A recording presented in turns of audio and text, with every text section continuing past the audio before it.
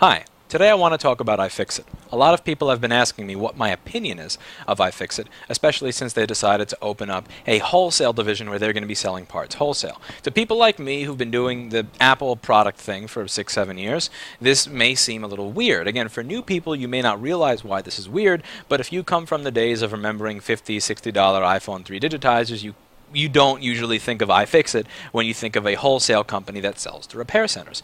And I want to talk a little bit about what my opinion of iFixit is and what I would like to see going into the future.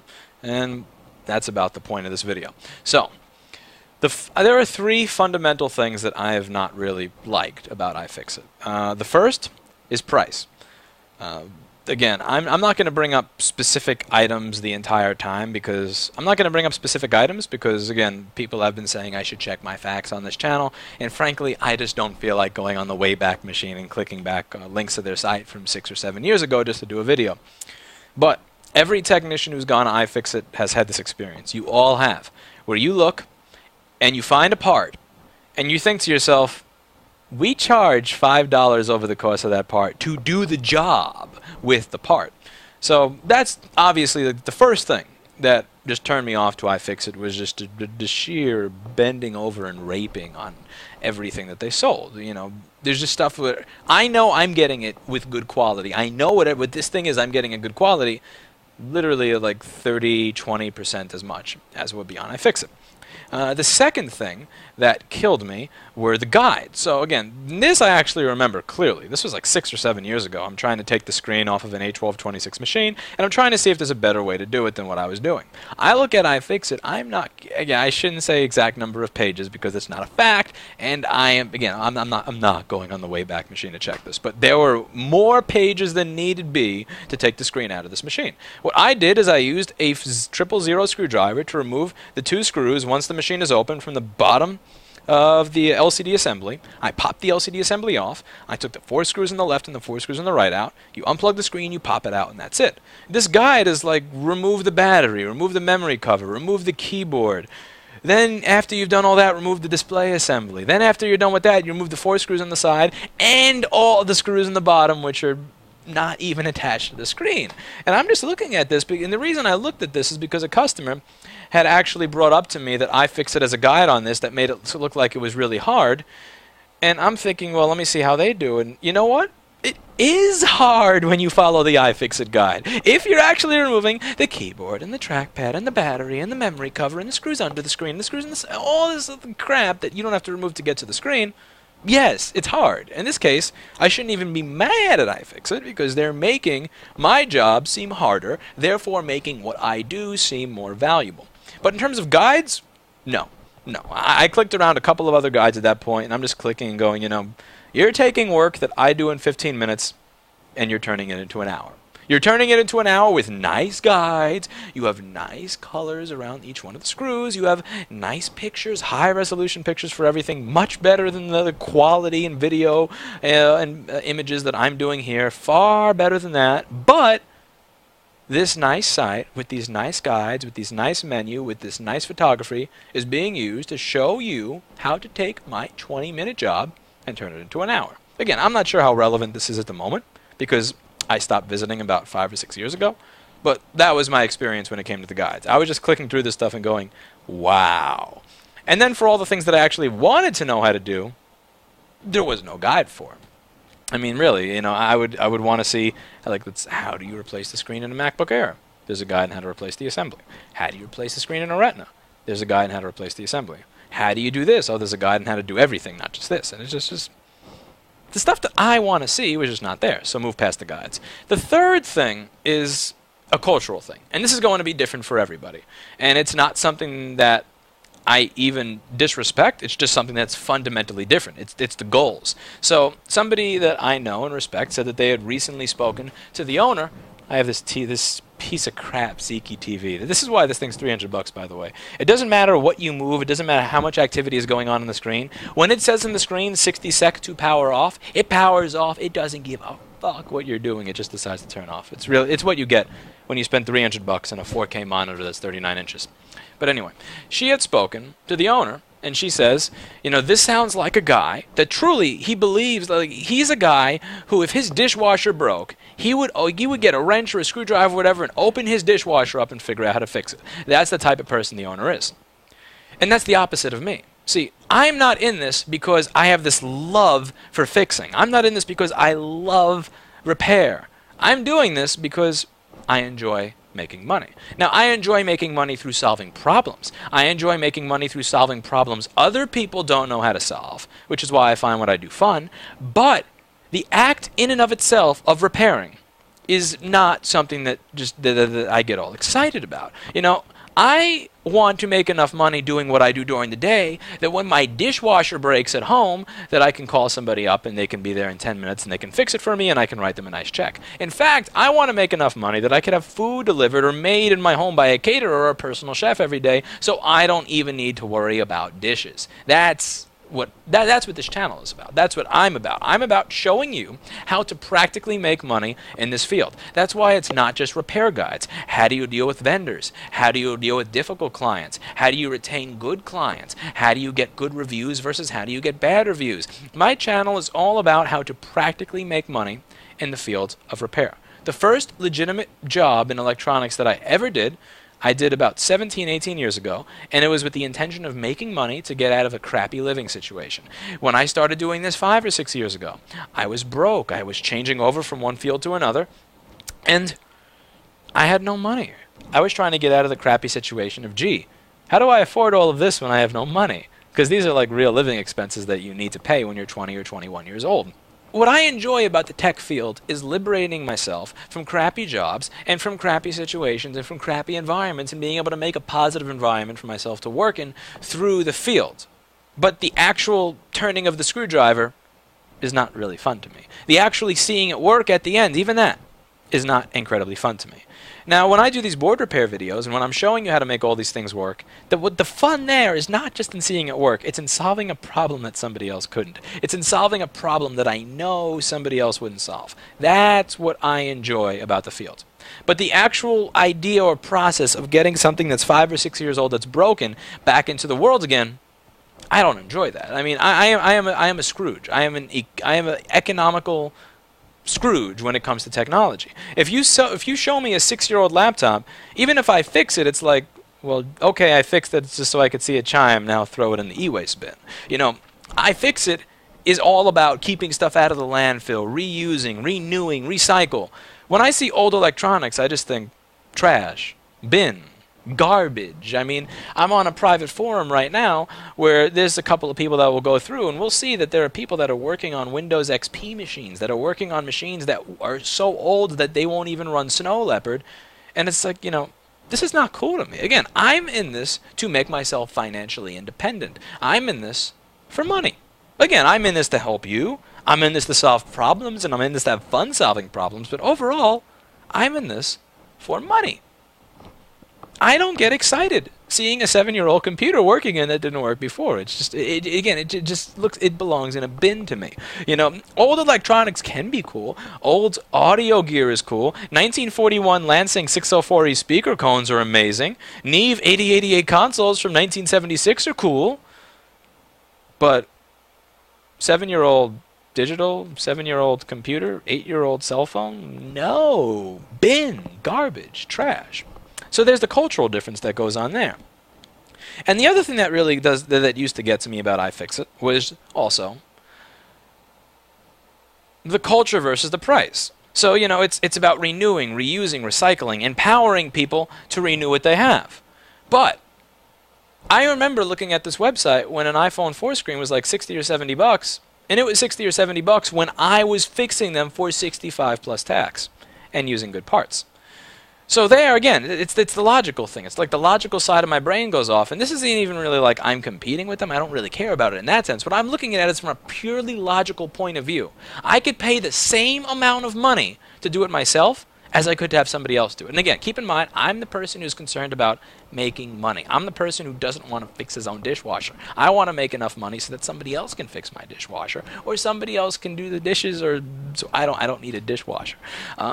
When I see that the part costs as much as the service It doesn't make sense to me. Why would I want to do the work? Why would I want to fuck my phone up myself when somebody else is willing to do the entire job for me for the exact cost that I would be paying for just the part? It doesn't make logical sense to me. It just doesn't. It doesn't make economic sense. I would rather pay somebody to do that if it's going to cost the exact same as getting the part. And then that also contrasts with the culture part of it. It's, our mission is to fix the world. Our mission is to make a more sustainable world. Our mission is to fix, empower people to do all this.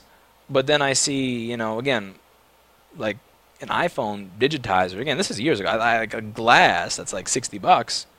Your goal is to make money. I mean, my goal is to make money, but I make it obvious. I make it obvious to the customers that I meet. I make it obvious to you. I make it obvious pretty much everywhere. I mean, I'm not in this to take your money unfairly. Go back to the iPhone 6 video I just uploaded. I'm not telling people, yes, I can fix your iPhone 6 for $200 and then taking it to Apple where they're going to do it for $109. I'm not like a pawn shop peddler, but I am in this field to make money.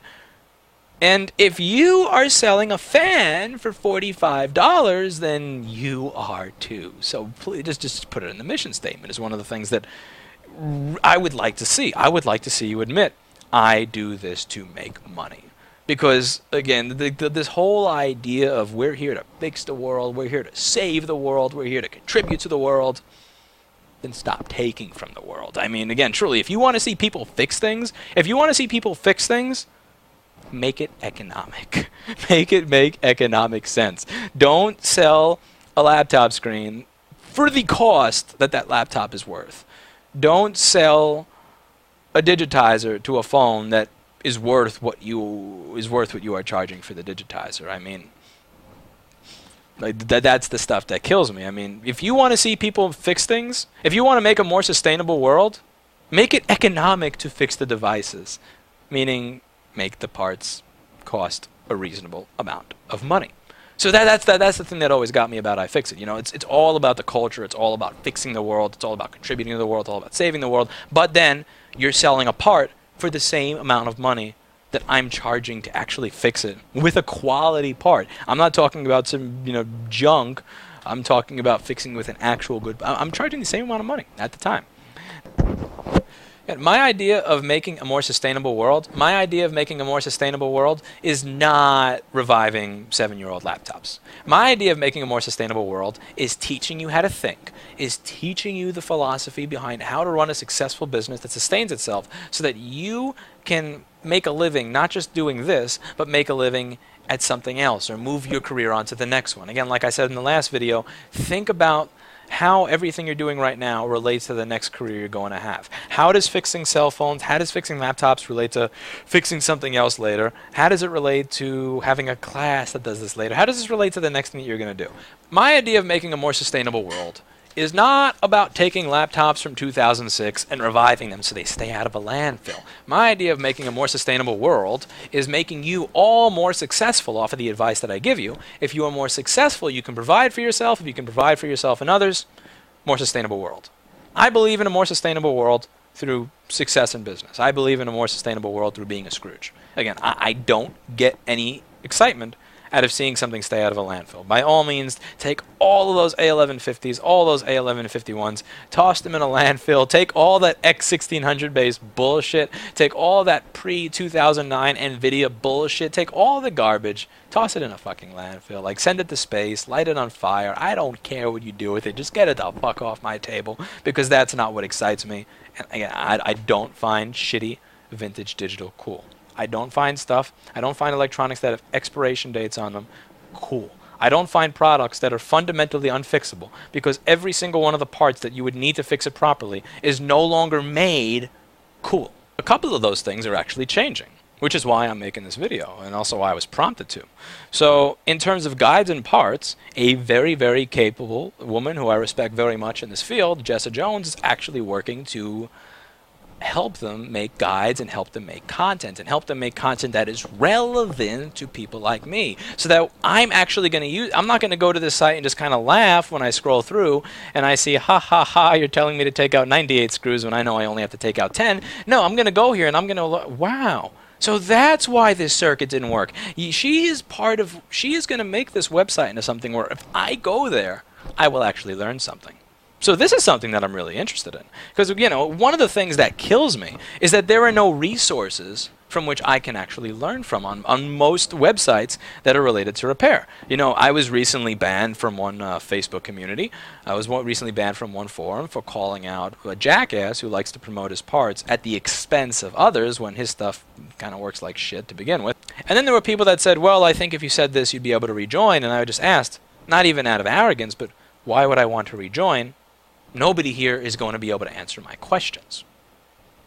It's the truth. I contribute, but the people there, they're not going to answer my questions. If I have a question about a issue on the 2013 MacBook Pro where the sleep signal goes away, that goes to U8180, that tells the machine to turn on for no reason without water damage on a regular basis, do you notice this is a pattern? And if so, what is the repair? You're not going to again, the average person is not answering this. The average person on most of these sites is not answering this. So the cool thing about having somebody there who actually works in the business, fixing the screw-ups that other people do, because again, she has called herself on occasion, traffic cop of iPhone repairs, and she is usually there to help people, not just end users when they have a broken screen, but mainly, oh crap, I ripped this component off the board. Oh shit, I broke this connector. She's there actually fixing the damage that other people cause, which gives her a unique insight with which to offer guides, help, consulting to a website that creates guides for repair. So this is kind of exciting, and this is something that I would like to watch unfold over the next year. And there's another forum that I'm on that it actually cost me about 120 or 130 bucks to join this, but on there, even there, I'm not getting a lot of people who can answer my questions anymore. But on this forum, there are a couple of people who they are light years ahead of where I am. And on occasion, he says what he thinks of people when they ask silly or dumb questions. And in some ways, I feel the same about a lot of these communities online. One of the comments that was made by him, I probably shouldn't be reading this, but it really does... it does reflect how I feel about a lot of these communities, is also, for you people bashing me for my superiority, please point me to someone or somewhere that can answer all of my questions, because I can't find that. Oh, and it doesn't have to be free either. I have questions too, It's still quite lonely and cold at the top, with a wink. And yeah, it is a little bit arrogance, but the point is, I would like a place on the internet that I can go where when I have a question, somebody can actually answer it. I still remember the iFixit forum where there were 4 or 5, or I'm just going to say 20 because I'm going to piss somebody off and they know who they are, where 20 people were saying that they could not fix a MacBook Air screen and why it's hard and why it's not possible and why you're going to mess it up. And on this forum, again, this is a different type of forum. The forum that I'm on right now that I paid money for, when it's, God damn it, this chip has 0.25 millimeter balls with this pitch, what the hell do I do? Where somebody goes, this is what you get, this is how you do it, and here's what we're going to do, and look at it working. Like, that's a forum, that's a community, that's what I want to be a part of. I want to be part of a tech community where instead of going, oh, I guess we can't fix it because it's too hard, and I broke it, and it's impossible, where people actually make it possible through using their brain. And if this woman is joining iFixit, there's a damn good chance of it becoming a place where I will actually go and learn something. And that is something that excites me very much. The other thing is price. So again, I'm trolling here. I'm saying how I remember when a laptop screen for a piece of shit was 150 or 200 bucks there. I remember when an iPhone 3 screen was 50 bucks. I remember when an iPhone 4 screen was 60 to 70 bucks. Back when I was doing the service for 65 plus tax with the screen, I almost crapped myself the other day. An iPhone 4S screen was like 35 bucks. That's actually reasonable. And that's retail. I'm like, oh my God, that is the retail advertised price. Which means iFixit is actually coming down to earth. They're coming down here and joining all the regular people who don't want to spend $50 on an iPhone 3GS digitizer. And I think that's pretty cool. And even somebody like me who just loves to troll and make fun of silly things in the repair field, I really have very little to say about this. Like, again, they have shown me, because somebody said they're not a ripoff, and I'm like, yes, they are. This is ridiculous. And then I look through their site, and I'm like, oh my God, that's reasonable. And again, for repair shops, you're not supposed to pay 35 bucks for an iPhone 4 screen. But end users, Absolutely. And then I look, there's wholesale. So there's a chance that if I email them and I say, I want 500 of this, that may actually be reasonably priced for me. And I think that's pretty cool. And you may go, well, no, I'm still going to keep buying from China. I still want to buy from China because that's what makes me more of a real business person. And as I said in one of these other videos, parts buying, it really shouldn't be a dick-waving contest. It truly shouldn't. Do you think that I want to buy screens from somebody in Taipei who barely speaks English, who can't even read the revision number off the side of the box? No! When I get a MacBook Retina screen and there's a 9 on the side of the box, which denotes that it was LG's throwaways, I can't file a chargeback on a wire transfer, and I can't explain to somebody who knows 10 words in English what is wrong with what I bought. They fundamentally have no idea, because when I start using words like ghosting, they don't know what that means. Again, when they look this up, they're going to find Casper on Google image search and just go, what the fuck are you talking about, ghosting? Like, really, I would rather buy from somebody in America that sells everything that I want. But nobody has it. So if iFixit, with all their money and all their advertising and all their revenue, wants to open a company that's going to actually sell parts to me at reasonable prices, by all means, I will sign up. Again, I want to be proven wrong. I think that iFixit's parts are expensive, and I think that their guides suck. That's my impression. Again, not from right now. This is my impression from when I first looked at it in 2008, when I looked at it again in 2013, when it came time to, when I look at one of those threads on fixing an AR. This is my impression from the past. And I like being proven wrong. Because the thing about being wrong is that when you're as pessimistic as I am about so many things in the world, when you're wrong, that actually means that good things happen. So if they can find A1286 2008 back covers and sell them to me at reasonable prices, I want that. I don't want to buy this crap from China. If you can find me like ball grid array chipsets, if you can find me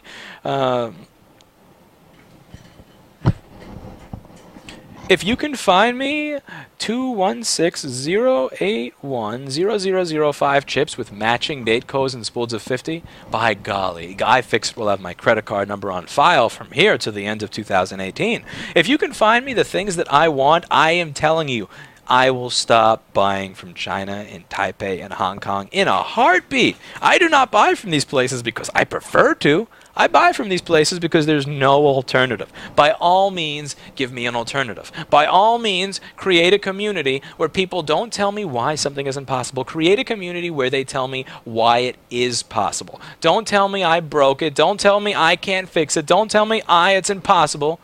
Tell me I can fix it. And then I'll be happy. So I'm actually pretty excited about what's going to happen with iFixit over this next year. I'm also pretty excited about the wholesale aspect of it for one reason. Most people who visit iFixit guides, they're noobs. They're newbies to the industry. They're new people. And as we all know, new people who are just fixing their first phone for the first time are actually part of the emerging market of people who decide, hey, there's probably money in this. Let me quit my crappy job and try this. That open a store, that open a business, or that open a refurbishing center, or that wind up owning a chain of 35 stores. We all know that starts with the new person. Now, the new person who goes to fix their iPhone and finds the guide on iFixit and is like, well, yeah, I fixed my own phone, but I'm not going to make profit if I have to pay $50 for a digitizer. I'm screwed. They have reason to Google for another supplier. But if you find iFixit and that digitizer is reasonably priced, and that digitizer has right under it, contact us for wholesale pricing, that person may never leave iFixit. Again, iFixit provided the guide, which the guide is going to be good if Jessa Jones is managing it. The content, I'm not worried about that at all. If Jessa Jones is managing the content, that is going to be good content that everybody, every single one of you 3,026 people who subscribe to this channel need to be reading. But if she's making the content and the parts are reasonably priced, there's not going to be a reason for people to Google. So this is where it gets really scary and weird for other vendors.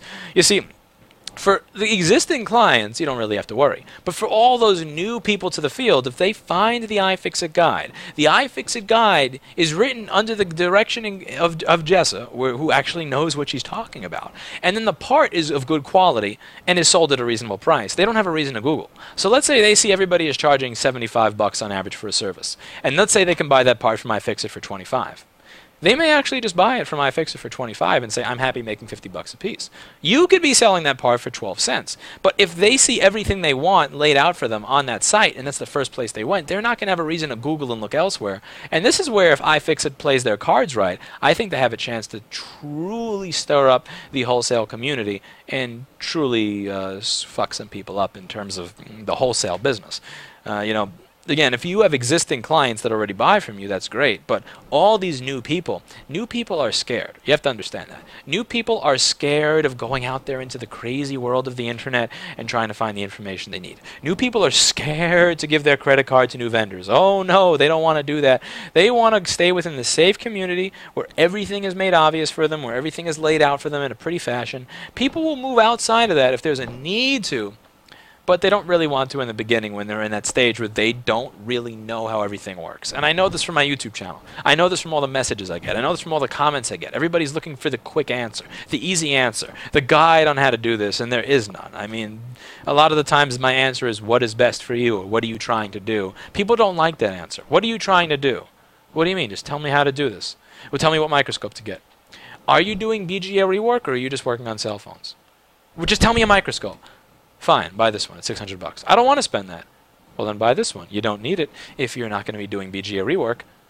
Well, why didn't you tell me that in the beginning? Well, I didn't know what you were trying to do. The point is, most people want the easy answer, the quick answer. And if iFixit can provide a quality guide that doesn't tell you to take out a bunch of screws that you don't need to take out to fix the fucking computer, if they provide a quality part at a price that's less than what other repair centers are charging. Again, when I saw that an iPhone 4 screen from iFixit actually matched my retail price for the service, I damn near crap myself. But if the part is of reasonable price, the guide is there, and they offer wholesale service, I think there's an incredible potential here. I really do.